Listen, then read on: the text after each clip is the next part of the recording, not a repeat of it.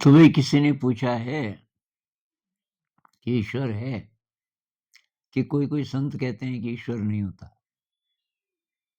तो ऐसे में तो विश्वास ही खत्म हो जाएगा।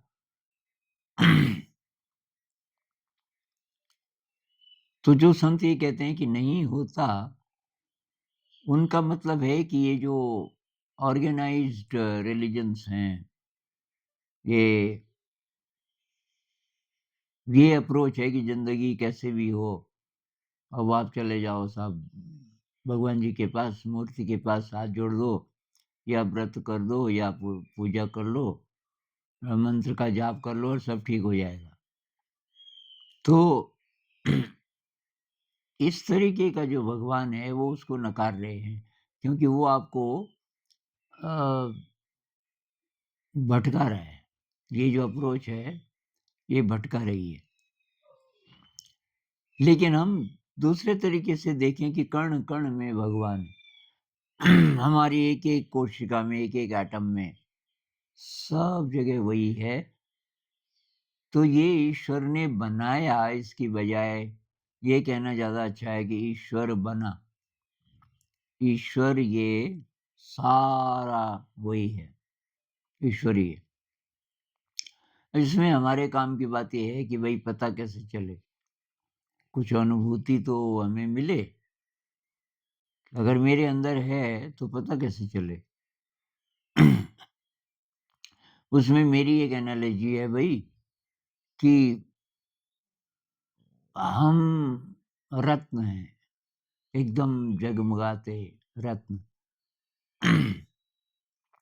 उस रत्न के बाहर मिट्टी का लेप है, बहुत मोटी मिट्टी का। वो है हमारी ज़िंदगी, वो मिट्टी का ढेला समझ रहे हैं हम अपनी ज़िंदगी को। अगर हमें क्लू मिल जाए कि भई बाहर इधर-उधर मत जा तू, मत ढूँढ किसी दिव्य शक्ति को, वो तो तेरे अंदर है। तो इस मिट्टी को हटाना शुरू कर।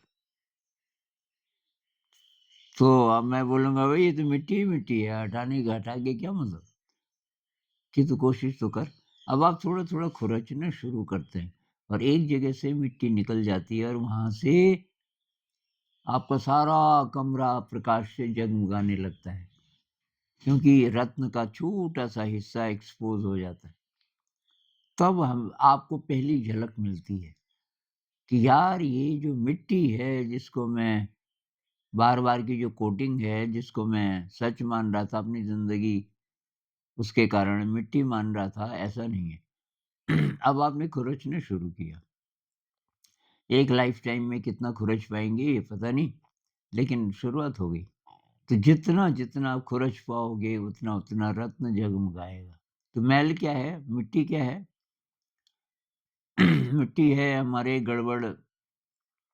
अंदर जो गड़बड़ है अ, मैल है एक तरीके से और अहंकार। हमारे अंदर जो मैं की परिभाषा है, मैं, उसी को हम सब कुछ मान लेते हैं कि ये मैं और ये मेरा और सारी ज़िंदगी उसी पे खपाते रहते हैं। मेरा परिवार मेरे सगे-संबंधी, मेरी प्रॉपर्टी, मेरी सैलरी इत्यादि, इत्यादि। उसमें सारी ज़िंदगी बिता देते हैं। अगर आपको झलक मिलने लग जाए, तो बाहर से आप वैसे ही नज़र आओगे कि परिवार भी है, देखभाल भी कर रहे हो, ऑफ़िस भी जा रहे हो, लेकिन ये सब अब काम चलाऊ है। ये सब अब दुनियावी नाटक है एक तरीके से। आपका काम अब वही है, उस रत्न को एक्सपोज़ करना, ज़्यादा, ज़्यादा, ज़्यादा एक्सेस करना कह लीजिए अपनी दिव्यता को। जितना-जितना रत्न उजागर होगा, उतना-उतना आप की नज़र उसी पे होगी अंदर की तरफ और आपके अंदर दिव्य गुण आएँगे और बस वो कबीर साहब कहते हैं ना कि मैं तो तेरे पास में मोह को कहाँ ढूँढे रे बंदे बार-बार क्यों ढूँढ रहा है? मैं तो तेरे पास में। तो ये जो मिस्टिकल एक्सपीरियंस जिनको झलक मिली, वो झलक मिलनी चाहिए हमें। शून्य महल में दिया जला ले, आसन से मत डोल रे, तुहे पिया मिलेंगे। तुझे वो झलक कहाँ से मिलेगी कि भाई ध्यान कर, शून्य महल में दिया है, शून्य कर दे मन को, कोई विचार नहीं। तो वो शक्ति तो वही है, क्योंकि ये ब्रह्मांड इतना व्यवस्थित, वैज्ञानिक लोग भी मानते हैं ना, आइंस्टाइन मानता है। वो कहता है कि इतना व्यवस्थित ये जो ब्रह्मांड चल रहा है, कोई इंटेलिजेंस है। डेविड बोम कहते हैं होलो मूवमेंट है, एक प्रकार की गतिशील ऊर्जा है सर्वत्र। और आप उसी को, आपको ईश्वर कहना हो, परमात्मा कहना हो तो कह भी सकते हैं।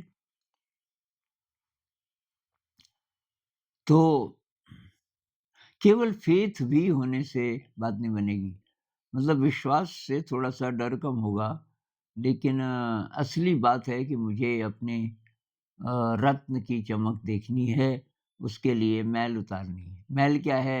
Negative emotion. नेगेटिव इमोशन मतलब अ, ये अटैचमेंट, ये अनावश्यक चीज़ों का संग्रह, ये धन-दौलत में अतिरिक्त शक्ति देखना, जो दौड़ है आज के इंसान की ना, तो वो नहीं, वो तो काम चलाओ बहुत है।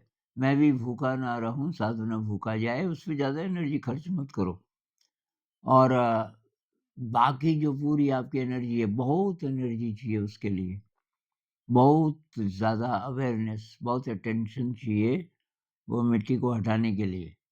लेकिन वही काम है असली। तो असली जो आध्यात्म है वो तो यही है भई, कि अपने अंदर ढूँढो, उसके लिए आपको लगातार अपनी मैल को धोते रहना है।